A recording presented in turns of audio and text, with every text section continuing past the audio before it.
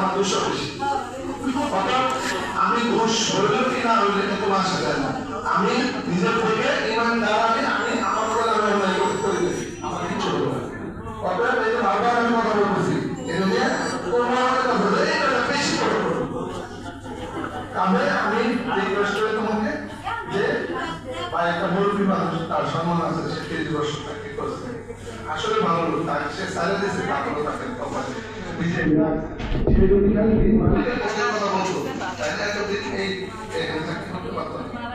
আমরা যদি খালি তোমাদের পক্ষে কথা বলতাম কিংবা মালিকের পক্ষে কথা বলতাম তাহলে তোমরা এতদিন গ্রহণ করতাম না। অতএব আমি চাচ্ছি তোমরা